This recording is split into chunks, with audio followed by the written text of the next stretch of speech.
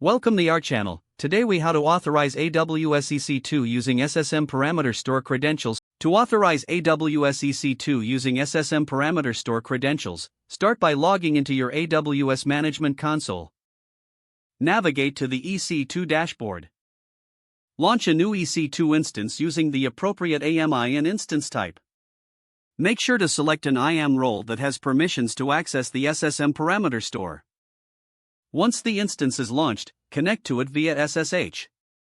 Update the package manager on your EC2 instance by running the command appropriate for your operating system.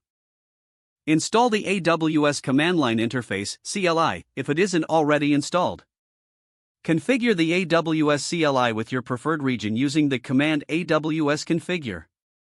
Next, navigate to the Create a new parameter by selecting Create Parameter. Fill in the necessary fields, including the name, type, and value of. Make sure to set the permission policies correctly to allow your EC2 instance to access this parameter.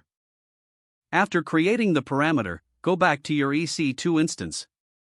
Use the AWS CLI to retrieve the parameter by running the command AWS SSM get parameter with the appropriate options.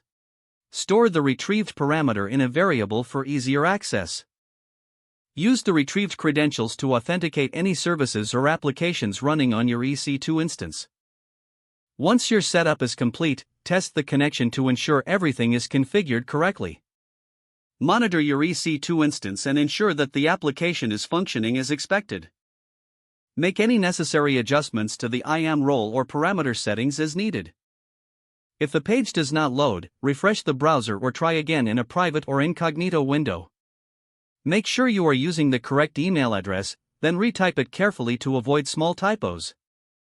If your password is not accepted, use the reset option and create a new strong password you can remember. Check your spam folder for verification or security emails, then complete any requested confirmation steps. Enable two-factor authentication if available to improve account security and reduce unauthorized access risk. After signing in, review your profile details so your contact information and settings are accurate and current. If you see an error message, note it down and try again after restarting your device and internet connection. Log out when you finish, especially on shared devices, to keep your account and payment information secure. If the page does not load, refresh the browser or try again in a private or incognito window. Make sure you are using the correct email address, then retype it carefully to avoid small typos. If your password is not accepted, use the reset option and create a new strong password you can remember. Don't forget to like this video and subscribe to our channel for more step-by-step tech guides.